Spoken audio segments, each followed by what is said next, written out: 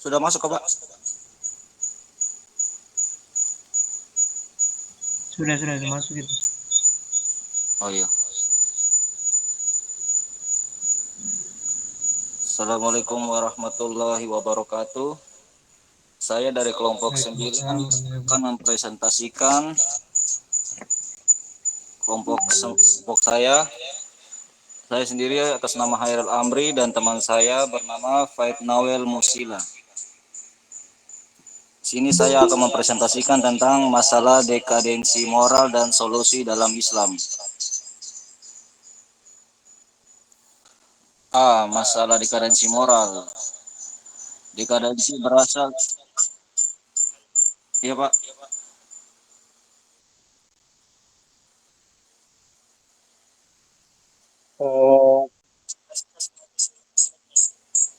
Coba Kak kasih keluar akun Gmailnya satu lagi. Suaranya jadi mantul. Itu kan Kak akunnya ada 2 tuh yang masuk Zoom. Kak kasih keluar satu itu Kak. Kasih Itu keluar akunnya satu. makanya mantul, keluarin satu. Iya, keluarin satu aja.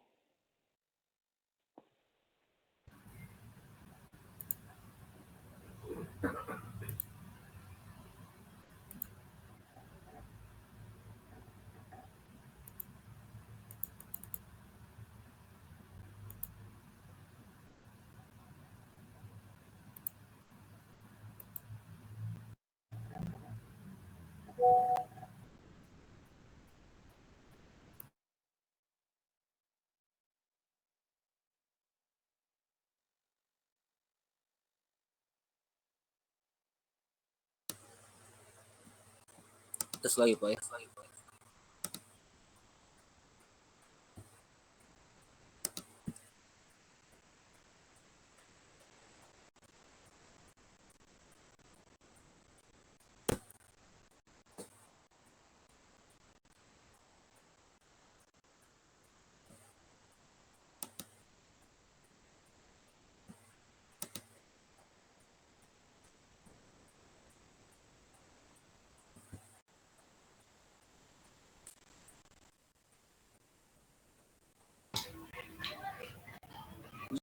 Ada gambar kan? Bisa.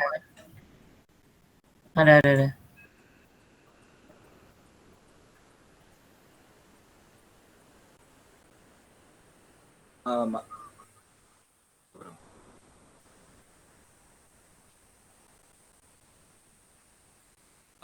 Masalah dekadensi moral. Dekadensi moral berasal dari kata dekaden yang berarti keadaan merosot atau mundur suatu moral atau akhlak. Dengan kata lain, dekadensi moral merupakan bentuk-bentuk perubahan sosial atau suatu kondisi moral yang jauh dari ciri-ciri kelompok sosial, kondisi merosot, kemunduran yang sementara ataupun kemerosotan yang berlangsung terus-menerus, baik itu sengaja atau tidak disengaja, di mana kemunduran ini sulit untuk dikembalikan atau diarahkan seperti keadaan sebelumnya. Dekadensi moral saat ini. Fenomena dekadensi moral saat ini sangat menarik untuk diteliti. Dewasa ini sangat berbagai macam kemajuan teknologi, sangat berkembang pesat budaya dari luar yang terkadang tidak sesuai dengan kondisi penduduk Indonesia. Masuk tanpa disaring sehingga hal tersebut secara langsung maupun tidak langsung dapat mempengaruhi moral dan perilaku masyarakat.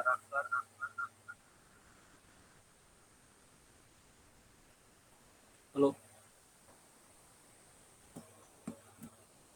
Andi ada gambar Kak?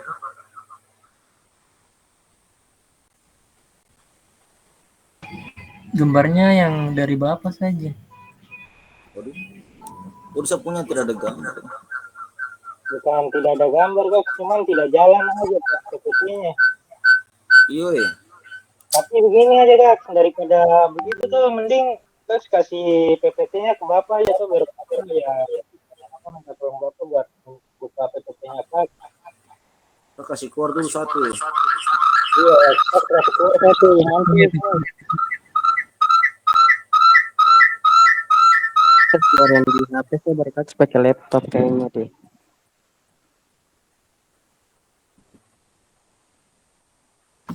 Sudah. Bisa?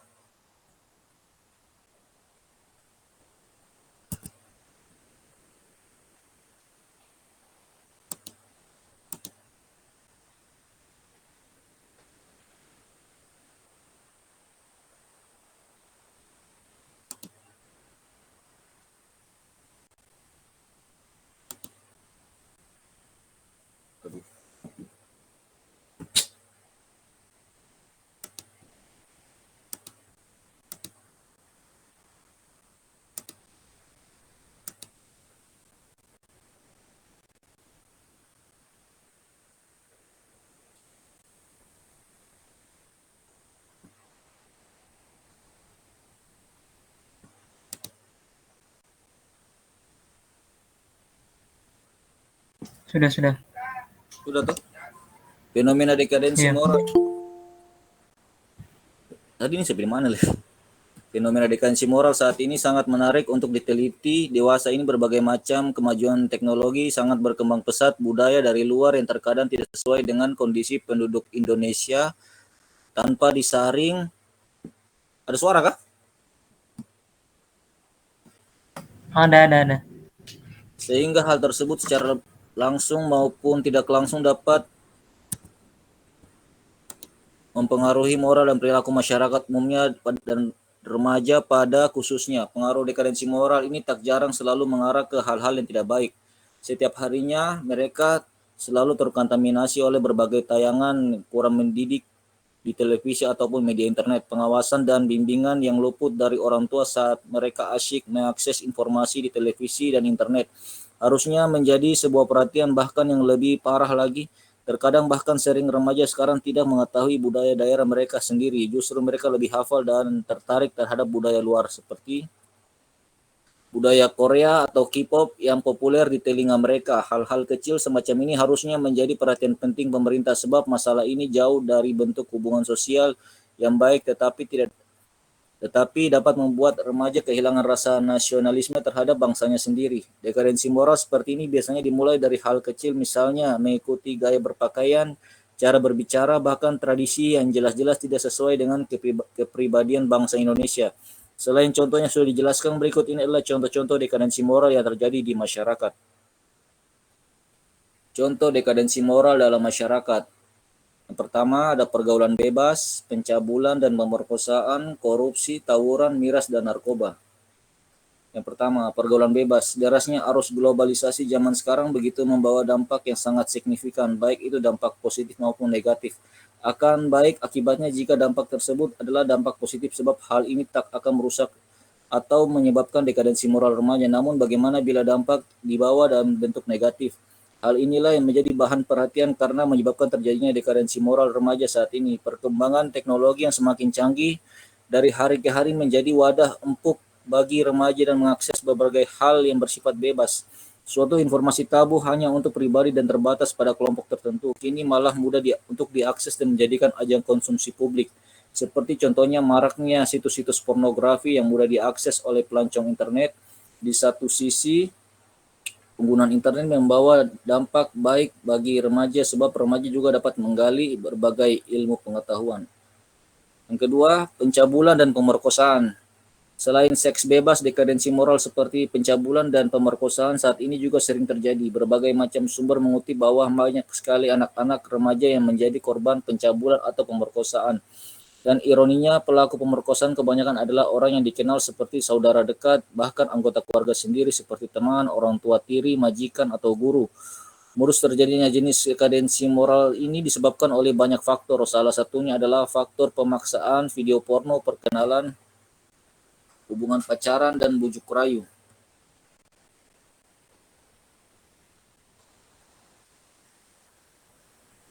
Tiga, korupsi. Kasus korupsi termasuk kejahatan yang luar biasa dari sebab hari ke hari kasus ini bukanlah malah berkurang namun semakin merajalela. Para kepala daerah yang harusnya dapat mempertanggungjawabkan amanah yang diberikan malah berusaha menyelewengkan, mereka yang harusnya memperjuangkan hak rakyat malah sibuk memperkaya diri sendiri. Transparency International Internation TI bahkan merilis dari 177 negara di tahun 2013 saja Indonesia menduduki peringkat 64 sebagai negara terkorup di dunia dengan skor 32. Sedangkan Singapura berada di posisi 173 dengan skor 86 dan Malaysia berada di posisi 125 dengan skor 50. Yang keempat, tawuran. Tawuran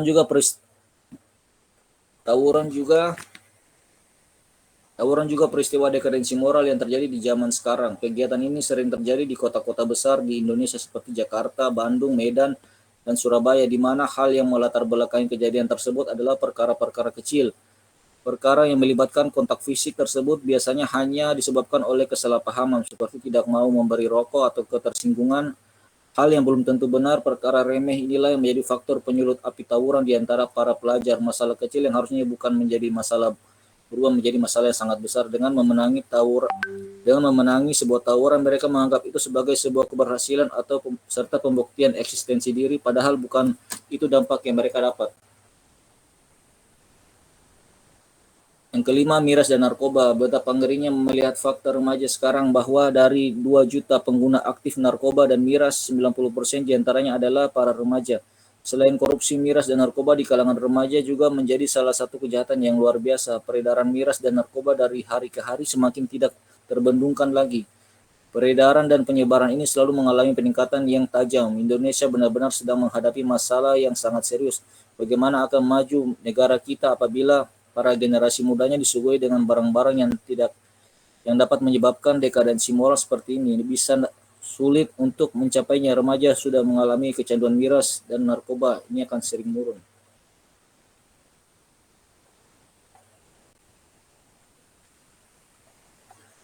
B. Solusi dalam Islam.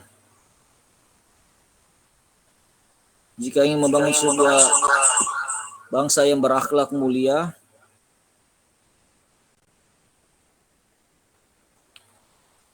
maka didiklah anak-anak kita dengan akhlak yang baik sejak usia dini. Dalam hal ini, orang tua memiliki peran penting dalam pembentukan karakter anak-anak di lingkungan keluarga.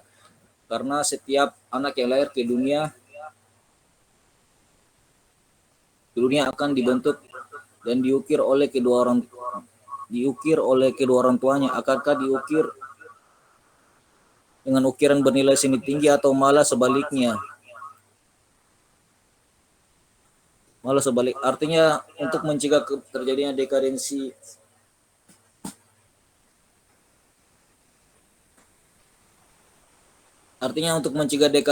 dekadensi moral di masyarakat dimulai dari dalam keluarga. Membentuk karakter dan akhlak yang baik kepada anak-anak bukanlah perkara mudah, dibutuhkan kesabaran serta strategi yang tepat.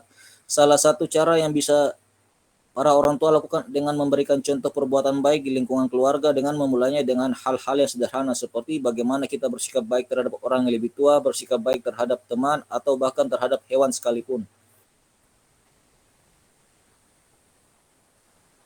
Peran orang tua dalam mendidik generasi penerus bangsa merupakan langkah pertama yang sangat penting. Orang tua adalah guru pertama bagi seorang anak dalam tumbuh dan berkembang di dunia ini. Orang tua mempunyai kewajiban untuk membekali anaknya dengan ilmu-ilmu baik secara ekstrak maupun non-ekstrak, seperti hal mendasar dalam berlaku, tata krama, dan cara memperlakukan orang lain. Penanaman akan dinilai dan moral serta contoh perilaku yang baik pada anak diharapkan akan mencegah dekadensi moral remaja.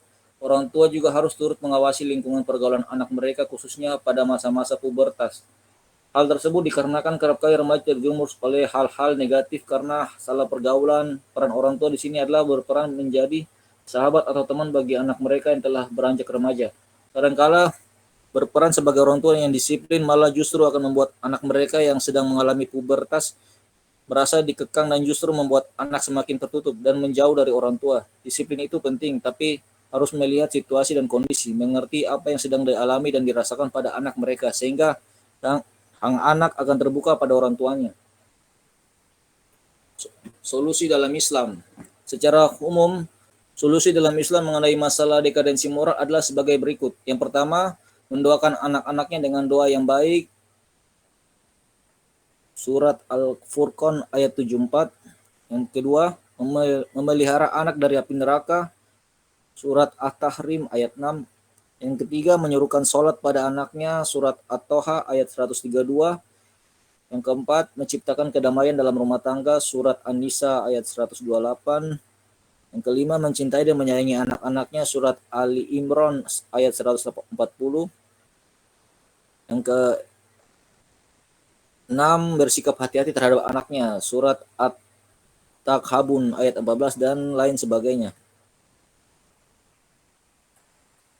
C. Aturan pergaulan pria dan wanita dalam Islam. Islam menetapkan aturan-aturan terkait pergaulan antara pria dan wanita dan menjadikan pergaulan itu halal. Berikut ini tuntunan tersebut seperti dikutip dari buku pegangan utama fikih wanita.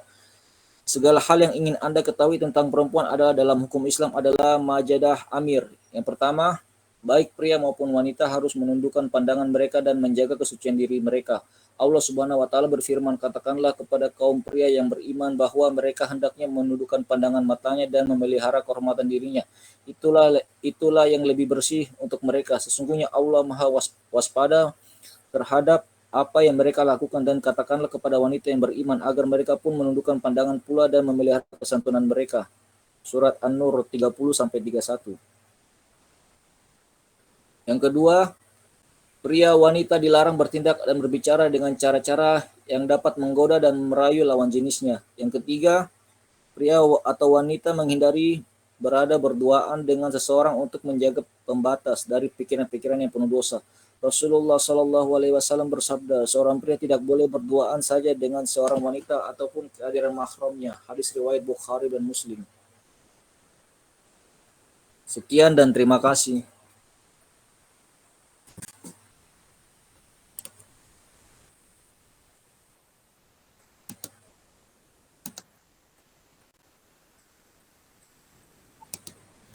Tambah, Pak.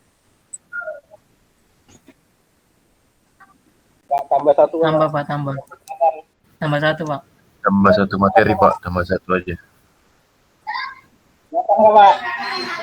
Kelompok 10 siap, Pak. Iya, Pak. Besok aja. Sekarang juga enggak apa-apa. Sekarang, Pak. Sekarang, Pak. Andi besok aja, Pak. Andi itu besok aja. Iya, dua aja, Pak. Maksimal, Pak. Andi besok aja, besok aja. Mumpung ada teman, Pak.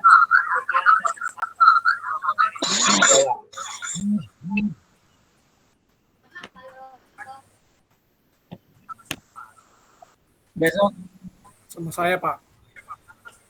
sama Siap, Pak.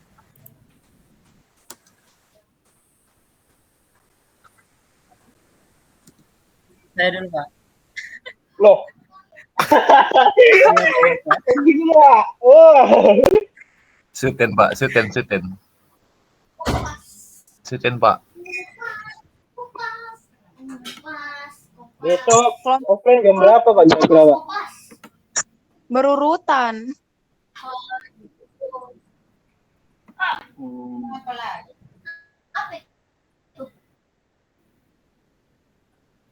Tapi setengah 4 kita juga itu, Pak. Mohon maaf ya, Pak, bukannya saya menolak, tapi besok kita juga ada mengerjakan tugas UAS bahasa Inggris. Besok kita ada mengerjakan tugas UAS bahasa Inggris, Pak. Iya. Dan besok juga.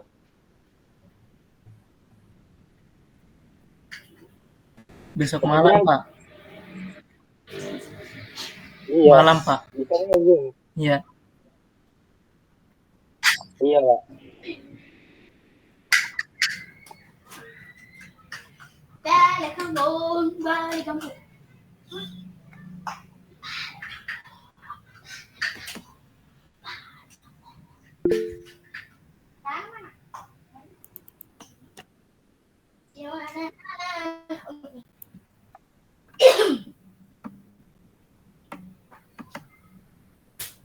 Nah, untung tidak pergi. Kalau pergi,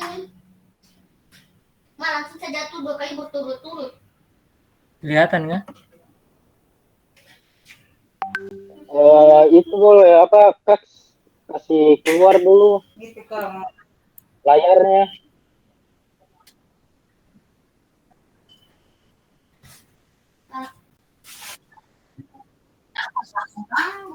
Bilangnya. Kasih nyala ya, Mas.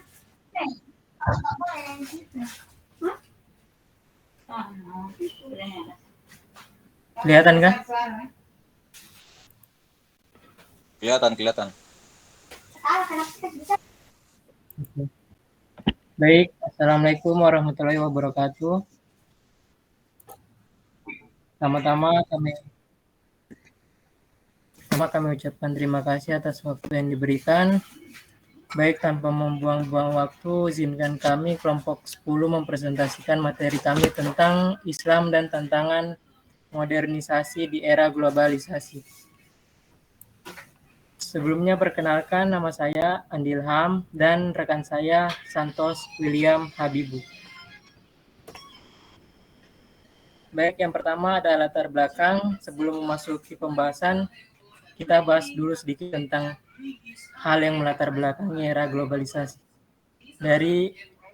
Jadi dari zaman dulu sampai sekarang, pendidikan selalu berkembang mengikuti dinamika kehidupan masyarakat. Dan di era ini globalisasi, kita harus menghadapi kenyataan. Ini sekarang di era ini perubahan sedang terjadi.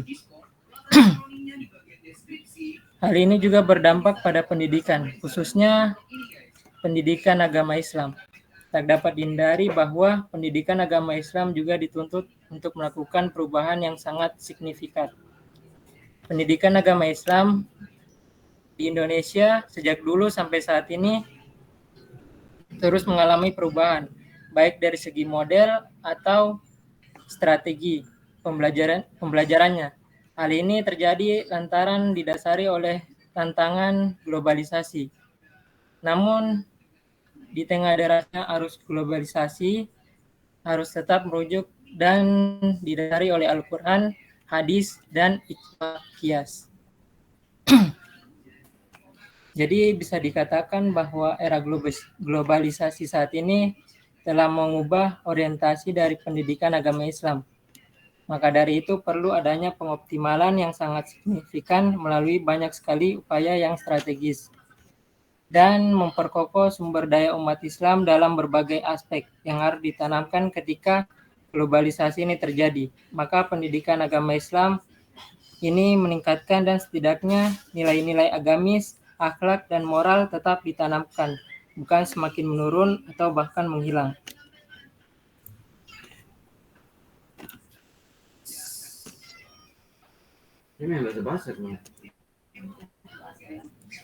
Jadi tantangan globalisasi merupakan sesuatu kondisi dari akibat modernisasi yang terjadi, maka selanjutnya tantangan itulah yang mengunggah semangat dan tekad kita untuk bisa lebih meningkatkan bagaimana cara memecahkan suatu masalah tersebut. Nah, kebetulan kami akan membahas pada presentasi ini. Selanjutnya kita masuk ke pembahasan. Yang pertama ada hakikat globalisasi. Siapa sih yang pertama kali menggunakan istilah globalisasi? Istilah globalisasi pertama kali digunakan di Amerika. Pada saat itu, tujuan globalisasi adalah menyebarkan sesuatu secara menyeluruh. Menurut artikel Hans Peter Martin 2003. Biasanya apabila sebuah negara memperkenalkan suatu ajaran atau gaya hidup tertentu, negara tersebut tentu menginginkan seluruh dunia untuk menerima dan meniru gaya Amerika.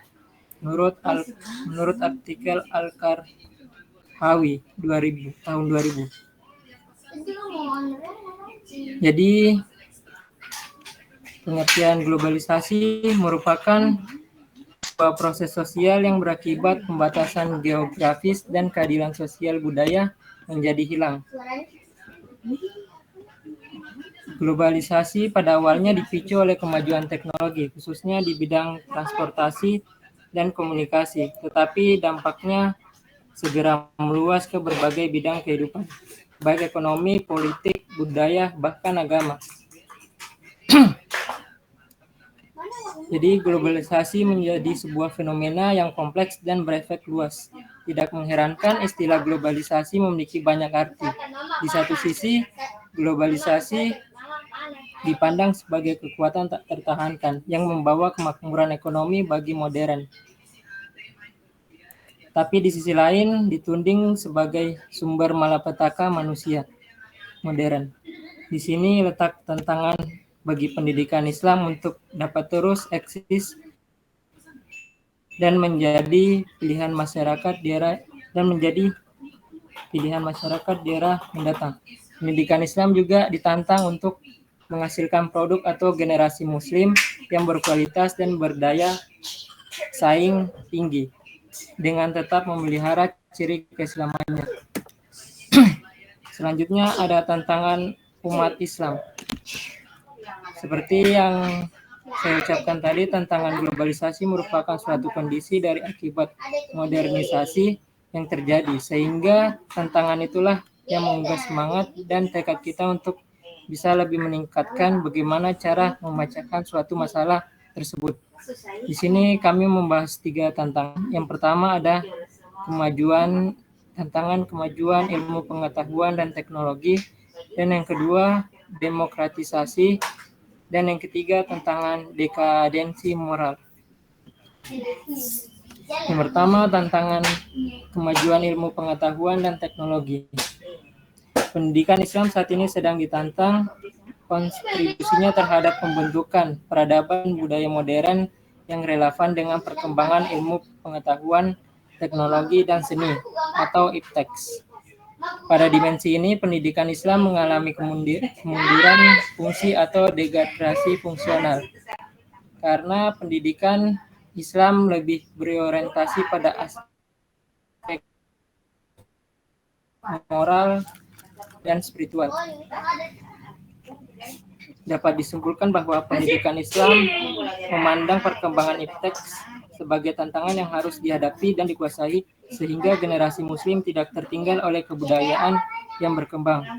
Pada konteks ini ada 2 hal yang penting untuk dipikirkan, yaitu yang pertama ada bagaimana supaya perkembangan ipteks tidak terlepas dari nilai-nilai ajaran Islam, dan yang kedua bagaimana pendidikan Islam dapat berkontribusi bagi kemajuan ipteks di masa depan.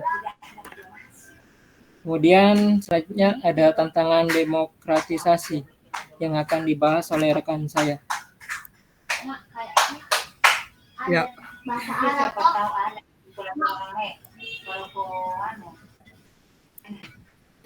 bisa dengar suara saya? Bisa. Kalau bisa didengar suara saya,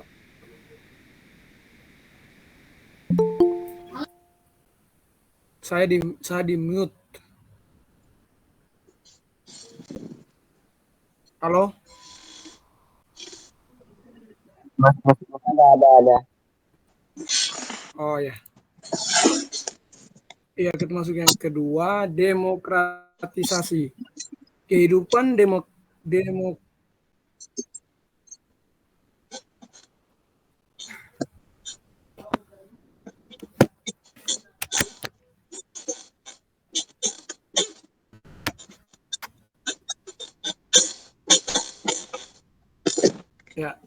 kehidupan demokratisasi adalah kehidupan yang menghargai akan potensi individu. Artinya bahwa setiap bentuk homogenisasi masyarakat adalah bertentangan dengan prinsip hidup demokrasi. Demokratisasi pendidikan membuka ruang partisipasi publik untuk terlibat dalam pendidikan, walaupun di satu sisi ini berpotensi melahirkan komersialisasi pendidikan, terutama oleh kelompok pengusaha pendidikan yang berusaha meraup keuntungan melalui bisnis pendidikan. Demokratisasi pendidikan Islam menghendaki sistem pendidikan yang bersifat sentralistik, seragam, dan independen untuk beralih mengembangkan sistem pendidikan yang lebih otonom, beragam, dan independen. Yang berikut, dekadensial moral. Dalam konteks ini, Hasbi Idra 2005-72 menjelaskan bahwa budaya Barat telah memperlihatkan superioritas terhadap budaya Islam. Produk teknologi seperti TV, parabola, telepon, VCD, DVD, internet, dan lain-lain dapat membuka hubungan dengan dunia luar sehingga wawasan masyarakat terbuka. Namun, lewat media tersebut dapat pula disaksikan pornografi, film-film, sinetron yang menawarkan gaya hidup bebas dan juga kekerasan yang secara moral bertentangan dengan nilai Islam. Hal ini merupakan tantangan yang mutlak dijawab oleh pendidikan Islam melalui strategi yang tepat. Berikut peran umat Islam. Peran umat Islam di dalam agama sangat dianjurkan agar sanggup menjadi umat yang terpelajar dan berpendidikan. Pendidikan adalah proses mempersiapkan masa depan anak didik dalam mencapai tujuan hidup secara efektif dan efisien. Pendidikan Islam membimbing anak didik dalam perkembangan dirinya, baik jasmani maupun rohani, menuju terbentuknya kepribadian yang utama pada anak didik nantinya yang didasarkan pada hukum-hukum Islam. Pendidikan agama ini dapat membentengi kepribadian dan pembekalan untuk menghadapi era globalisasi. Dari sini dapat dilihat seberapa pentingnya peran pendidikan agama Islam dalam era globalisasi sekarang. Kehadiran globalisasi tentunya membawa pengaruh bagi kita, namun kita juga harus mampu menggunakannya dengan baik. Pendidikan agama Islam menjadi wadah untuk menanam nilai moral dan agama agar meningkatnya kesadaran dalam diri, membentuk pribadi muslim yang seutuhnya, baik dalam pendidikan maupun pergaulan. Kita masuk pada kesimpulan. Dapat disimpulkan bahwa pendidikan selalu berkembang mengikuti dinamika kehidupan masyarakat karena di era globalisasi modern inilah perubahan-perubahan sedang berlangsung. Dan dampak pada pendidikan khususnya pada pendidikan agama Islam di era globalisasi ini terdapat berbagai tantangan yang harus dihadapi umat Islam untuk mengugah semangat dan tekad kita agar bisa lebih meningkatkan bagaimana cara memecahkan suatu masalah tersebut. Mengenai kemajuan ilmu, pengetahuan, dan teknologi. Selain itu, umat Islam juga memiliki peran agar tidak terperosok ke dalam jurang yang lebih dalam dan lebih siap lagi dalam menghadapi perkembangan di era globalisasi, yaitu dengan meningkatkan ilmu pendidikan agama Islam agar memiliki benteng agama yang kuat sehingga dapat membedakan mana yang baik dan mana yang buruk. Sekian dari kami dan terima kasih.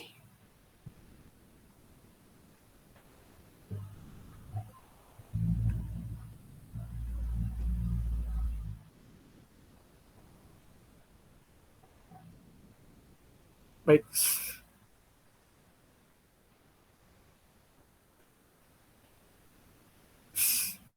Waktu dan kesempatan saya kembalikan kepada teman saya Ilham. Dipersilakan.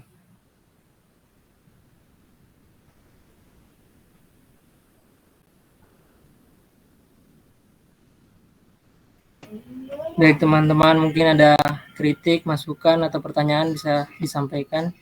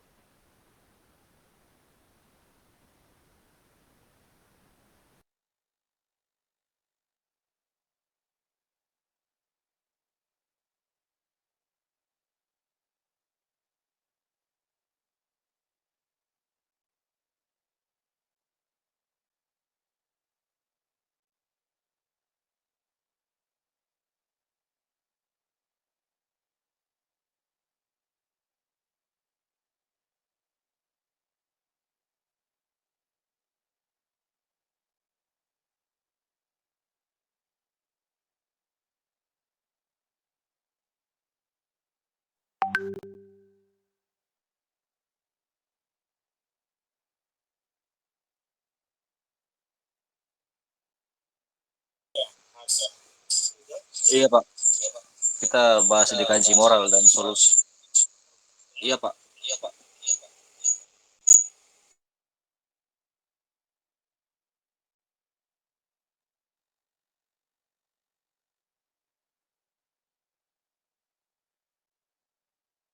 Temanya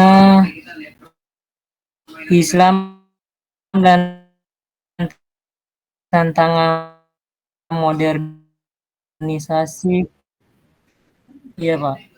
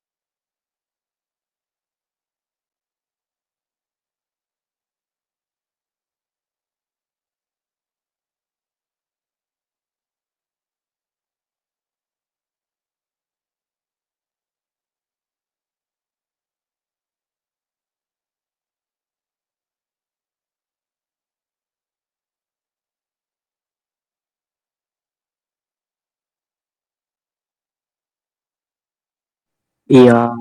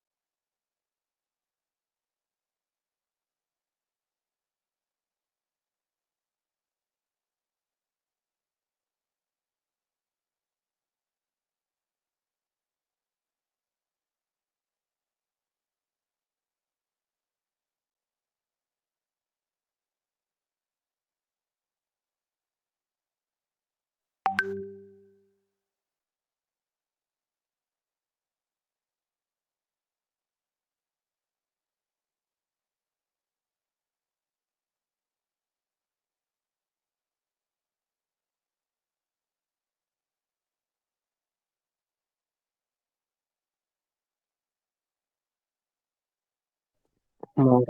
Moral. Moral. Oh, etik.